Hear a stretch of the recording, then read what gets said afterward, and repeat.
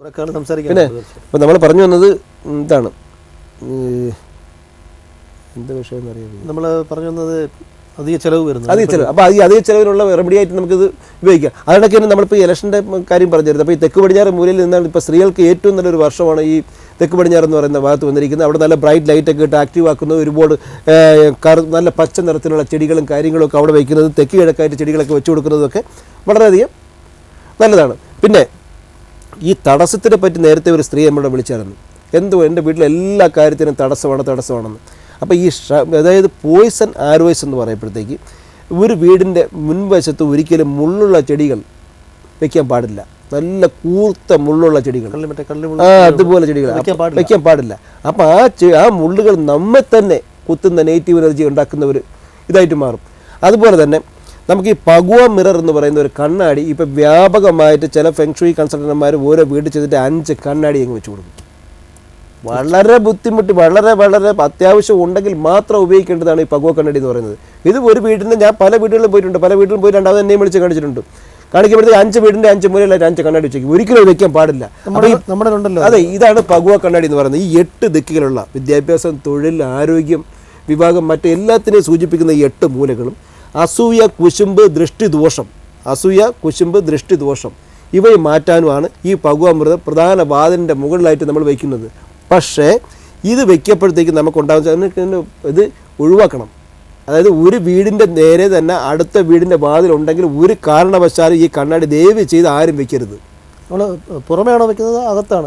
പുറമെ കയറുന്ന വാതിലിൻ്റെ മുകളിലായിട്ട് നമ്മൾ സ്വസ്തിക് ചിഹ്നം ഇങ്ങനെ ഒട്ടിക്കുന്ന അതിൻ്റെ മുകളിലായിട്ട് ഒട്ടിക്കണം. അപ്പോൾ ഇത് ഒരു കാരണവശാലും ഒരു വീടിൻ്റെ പ്രധാന വാതിലിന് നേരെ മറ്റൊരു വാതിലുണ്ടെങ്കിൽ നിങ്ങൾ ഈ കാണുന്ന ഈ സാധനം, ഇതിൻ്റെ പേര് പഗുവ കണ്ണാടി എന്നാണ്, ഇത് വെക്കരുത്. അപ്പോൾ ഇതിന് പകരമായിട്ട് നമുക്ക് വെക്കാൻ പറ്റുന്ന സാധനമാണ് ഈ 5 ദണ്ടുകളുള്ള ഈ മണി. ഇത് നല്ല നാദമാണ് ഈ കാണുന്ന ഈ മണി. ഇതിന് പകരമായിട്ട് നമുക്ക് ഉപയോഗിക്കാൻ പറ്റുന്നതാണ് ഈ 5 ദണ്ടുകളുള്ള മണി. ഈ മണിയെ നമുക്കവിടെ വയ്ക്കാം പ്രധാന വാതിലിൻ്റെ പുറത്തായിട്ട്.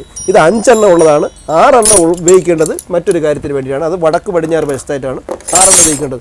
പക്ഷേ ഈ കാണുന്ന ഈ പഗുവാമൃതം എന്ന് പറയുന്ന ഈ കണ്ണാടി, ഈ കാണുന്ന ഈ സംഭവം നമുക്ക് ഉപയോഗിക്കേണ്ട ഒരു അവസ്ഥ വരും. അതായത് ഒരു വീടിൻ്റെ കോടികൾ എന്ന് പറയുമ്പോഴത്തേക്ക് ഇങ്ങനെ പുറത്ത് ഇരിക്കുന്ന സൈഡുകൾ ഇങ്ങനെ ആരോ മാർക്ക് പോലെ, അതാണ് പോയിസൺ ആരോസ് എന്ന് പറയുന്നത്. നമ്മുടെ വീടിൻ്റെ പ്രധാന വാതിലിലോട്ട് ഇങ്ങനെ കുത്താൻ വരുന്ന രീതിയിൽ നിൽക്കുകയാണെങ്കിൽ തീർച്ചയായിട്ടും നമുക്കിത് ഉപയോഗിച്ചേ പറ്റൂ. അത് ഒഴിവാക്കാൻ പറ്റില്ല. അപ്പോൾ അങ്ങനെയുള്ള അവസ്ഥയിൽ, അതായത് ഒരു നിവൃത്തിയും ഇല്ല എന്നുണ്ടെങ്കിൽ മാത്രമേ നമുക്ക് ചെയ്യാൻ പറ്റൂ. അപ്പോൾ പല വീടുകളിൽ ചെല്ലുമ്പോഴത്തേക്ക് അപ്പുറത്തും ഇപ്പുറത്തുമുള്ള അയൽക്കാർ തമ്മിൽ ഭയങ്കര പിണക്കമായിരിക്കും. ഈ വീട്ടുകാർ എന്ത് ചെയ്യും? നമ്മുടെ ശത്രുക്കളാണെന്ന് പറയും. അപ്പോൾ ശത്രുക്കളാണെന്ന് പറഞ്ഞിട്ട് ഒരു ഭഗവാൻ എടുത്ത് തന്നെ മണ്ടി വെച്ച് കൊടുക്കും. അപ്പം മറ്റവരും ചെയ്യും അത് തന്നെ.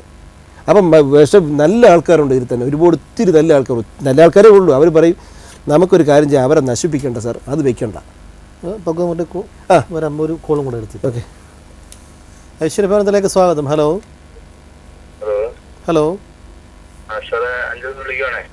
സംസാരിച്ചോളൂ സാർ, സംസാരിച്ചോളൂ, പറയൂ. കേൾക്കാം, പറഞ്ഞോളൂ. ഞാനേ കൊല്ലം ജില്ലയിൽ അഞ്ചലാണ് എന്റെ സ്ഥലം. ഞാൻ എന്റെ നാളെ കാർത്തികയാണ്. ഇപ്പൊ 39 വയസ്സായി. 75 ഡേറ്റ് ഓഫ് ബർത്ത്. ഇപ്പൊ ഞാൻ എന്ത് തന്നെ ചെയ്താലും തടസ്സങ്ങളാണ്. നമ്മൾ എന്ത് കാര്യം ചെയ്താൽ ഇറങ്ങിപ്പോയാലും കറക്റ്റ് കാര്യങ്ങൾ ഉദ്ദേശിച്ചായിരിക്കും ഇവിടുന്ന് പോകുന്ന എല്ലാം ക്ലിയർ ചെയ്തുകൊണ്ട് പോയാലും അവിടെ ചെന്നാൽ ബ്ലോക്ക് ആവും പറയാം. അപ്പോൾ നേരത്തെ പറഞ്ഞ പോലെ പ്രധാന വാതിലിന് നേരെ എന്തെങ്കിലും തടസ്സങ്ങളോ കാര്യങ്ങളോ പോയിസൺ ആരോസോ ഉണ്ടെന്ന് വെച്ചാൽ നിങ്ങൾക്ക് കണ്ടുപിടിക്കാൻ പറ്റുന്ന കാര്യമല്ല. അതാണ് പറഞ്ഞത്, പോയിസൺ ആരോസോ എന്താണെന്ന് നമ്മുടെ കണ്ണുകളിലൂടെ കണ്ടാൽ മാത്രമേ ആ റെമഡി ചെയ്യാൻ പറ്റൂ. അല്ലെങ്കിൽ പറയാം എന്തായാലും പഗുവാമൃതം വെച്ചോ, ഇല്ലെങ്കിൽ പറയും ഈ ബിൻചേമ അവിടെ കെട്ടിക്കോ, അവിടെ അവസാനിച്ചു അതിൻ്റെ റെമഡി. അത് കാണണമെന്നുണ്ടെങ്കിൽ നേരിട്ട് വന്ന് കണ്ടിട്ട് അതിൻ്റെ കാര്യങ്ങൾ ചെയ്തു കഴിഞ്ഞാൽ തീർച്ചയായിട്ടും നമ്മൾ വിചാരിക്കുന്നതിനേക്കാൾ അത്ഭുതകരമായിട്ടുള്ള ഒരു റിസൾട്ട് കിട്ടും. അതിനകത്ത് നമ്പർ വരുന്നുണ്ട്. മതി. ഇതിനകത്ത് നമ്പർ കാണിക്കുന്ന നമ്പർ വിളിച്ചാൽ മതി ഈ പ്രോഗ്രാം കഴിഞ്ഞിട്ട്. ഓക്കെ,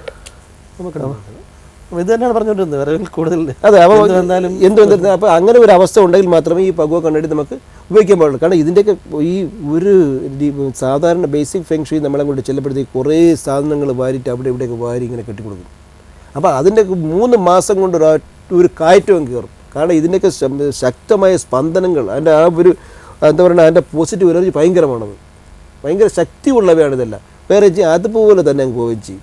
ഇതാണ് ഒരുപാട് വീടുകളിൽ നടന്നുകൊണ്ടിരിക്കുന്നത്. അപ്പോൾ ഈ ആനുവൽ ഫെങ്ഷി എന്ന് പറയുന്നത് ഈ വർഷം നടന്നുകൊണ്ടിരിക്കുന്നത് എന്താണ്, അതിനനുസരിച്ചുള്ള ശാശ്വതമായ പരിഹാരങ്ങൾ വാസ്തുവും ഫെങ്ഷുയും കൂടെ ഇടകലർത്തിക്കൊണ്ടാണ് ഞാൻ ചെയ്യുന്നത്. ഇത് രണ്ടും കൂടെ ഇടകലർത്തിക്കൊണ്ട് നമ്മൾ ചെയ്യപ്പോഴത്തേക്ക് ഒരു വീട് വന്ന് നേരിട്ട് കണ്ട് നിങ്ങളുടെ പ്രശ്നങ്ങൾ പഠിച്ച്, ഒരു വീട്ടിലുള്ള അനുഭവം ആയിരിക്കില്ല മറ്റൊരു വീടിനുള്ളത്. പല സ്ഥലത്തും വ്യത്യസ്തമായ വാസ്തുവാണ് നിലനിൽക്കുന്നത്. നമ്മുടെ ഭാരതം തന്നെ പണ്ട് പല പല പല സ്ഥലങ്ങളായിരുന്നു. ആ പല സ്ഥലത്തും പല സംസ്ഥാനങ്ങളിലും പല രീതിയിലുള്ള വാസ്തുവാണ് നിലനിന്നിരുന്നത്. അപ്പോൾ ഓരോ സാഹചര്യത്തിനും നമ്മുടെ കേരളത്തിൽ തന്നെ പല സ്ഥലം ഇടുക്കിയിലും വയനാട് കോഴിക്കോടും കണ്ണൂരും അങ്ങനെ പറയേണ്ട പല സ്ഥലത്തും പല രീതിയിലുള്ള വാസ്തുപരമായിട്ടുള്ള ന്യൂനതകളും കോട്ടങ്ങളും അസന്തുലിതാവസ്ഥകളും. അപ്പോൾ ഓരോരുത്തരുടെ സാഹചര്യത്തിനനുസരിച്ച് ഓരോ വീടിൻ്റെ പരിസരത്തിനനുസരിച്ച് വേണം നമ്മൾ ഫെങ്ഷുയി ചെയ്യേണ്ടത്.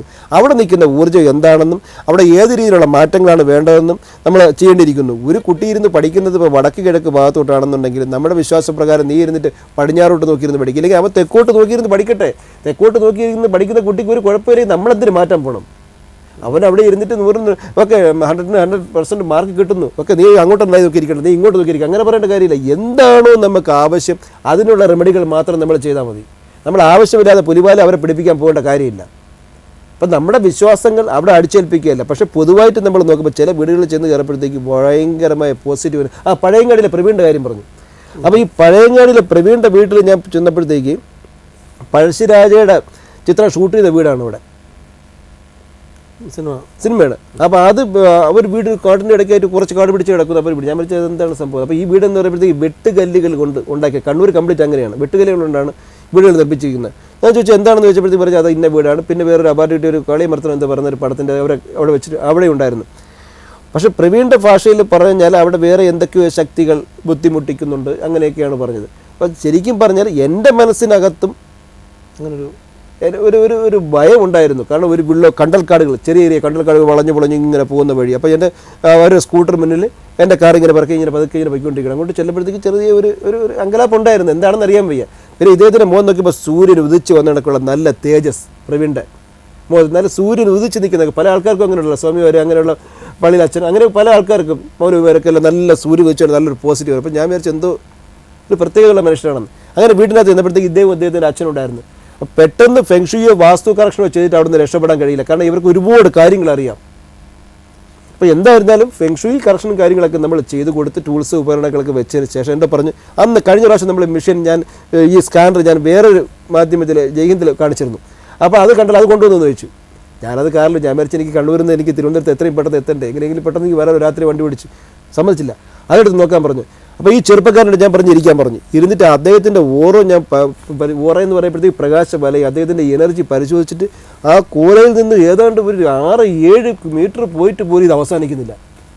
ഞാൻ പറഞ്ഞു ഇത്രയും ഒരു അതായത് ഞാൻ ആദ്യമേ പറഞ്ഞു മുഖത്തിൻ്റെ ആ ഒരു പ്രൗഢിയും ആ ഒരു ഗാംഭീര്യവും പറഞ്ഞു ഇത് അവസാനിക്കുന്നതേ ഇല്ല.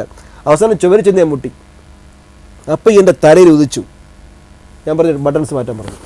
ബട്ടൺസ് മാറ്റിയപ്പോഴത്തേക്ക് ഇതുപോലുള്ള മാലകൾ, നാഗത്തിൻ്റെതുണ്ട്, രുദ്രാക്ഷമുണ്ട്, അങ്ങനെ ഒത്തിരി മാലകളും കാര്യങ്ങളും എല്ലാം ഇദ്ദേഹത്തിൻ്റെ ഒരുപാട് കാര്യങ്ങൾ അറിയാവുന്ന തന്ത്രങ്ങളും മന്ത്രങ്ങളും പൂജകളും ഒക്കെ ചെയ്യുന്ന പൂജകൾ പഠിച്ചിട്ടുള്ളൊരു മനുഷ്യനായിരുന്നത്. അത് ഊരി മാറ്റാൻ പറഞ്ഞു. അത് ഊരി മാറ്റിയതിന് ശേഷം ഞാൻ നോക്കിയപ്പോഴത്തേക്ക് ഏകദേശം ഒരു 4.5 മീറ്റർ വരെ അദ്ദേഹത്തിൻ്റെ ഓറ. അപ്പോൾ എനിക്കൊരു ആശ്വാസമായി. ഒരു കോളും കൂടെ വെയിറ്റ് ചെയ്യാം ഇടയ്ക്ക്. അതൊരു സംഭവമായിരുന്നു രാജേഷ്. അതിലേക്ക് വരാം. ഓക്കെ, ഐശ്വര്യ പറഞ്ഞതിലേക്ക് സ്വാഗതം. ഹലോ ഹലോ ഹലോ പറയൂ. ഹലോ മാഡം പറയൂ കേൾക്കാം. ഇത് സാറേ ഞങ്ങൾ അമ്പലപ്പുഴയിൽ നിന്നാണ് വിളിക്കുന്നത്.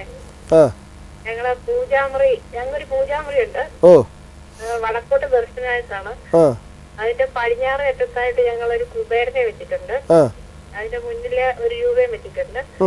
അവിടെ തന്നെ വെച്ചാൽ മതിയോ എന്നറിയാൻ വേണ്ടി. അല്ല, കുബേരനെ വെക്കേണ്ടത് പൊതുവേ പറഞ്ഞു കഴിഞ്ഞാൽ കുബേരന്റെ സ്റ്റാച്ചു വെക്കേണ്ടത് വടക്ക് കിഴക്ക് ഭാഗത്ത് വീടിന്റെ പ്രധാന വാതിലിന് നേരെയാണ് കുബേരനെ വെക്കേണ്ടത്. അത് വന്ന് കയറുമ്പോൾ കാണുന്ന രീതിയിലാണ് കുബേരനെ വെക്കേണ്ടത്. അതായത് അത് പൊതുവേ പറഞ്ഞാൽ അങ്ങനെ ചെയ്താൽ മതി, അതാണ് നല്ലത്. പൂജാമുറി വെച്ചിരിക്കുന്നത്. അപ്പൊ കിഴക്കോട്ട് ദർശനമായിട്ട് വെച്ചാൽ മതി. അതായത് വന്ന് കയറിയാൽ ഉടനെ നമ്മൾ വന്ന് കയറിയാൽ വീടിന് പുറത്തു നിന്ന് കയറി വരുമ്പോൾ നമ്മൾ കാണുന്ന രീതിയിലാണ് വെക്കേണ്ടത്.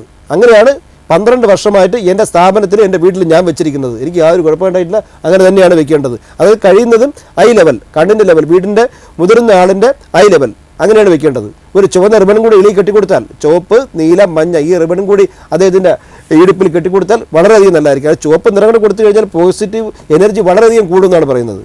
അതല്ല അതിൻ്റെ മുകളിൽ കൂടി ഒരു ഡൂം ലൈറ്റ് ഇട്ട് കൊടുത്തു കഴിഞ്ഞാൽ അതിനേക്കാളും നല്ലത്. കഴിയുമെങ്കിൽ അങ്ങനെ ചെയ്യുക. എന്തായാലും വെക്കേണ്ടത് ഇങ്ങനെയാണ്. ഓക്കെ.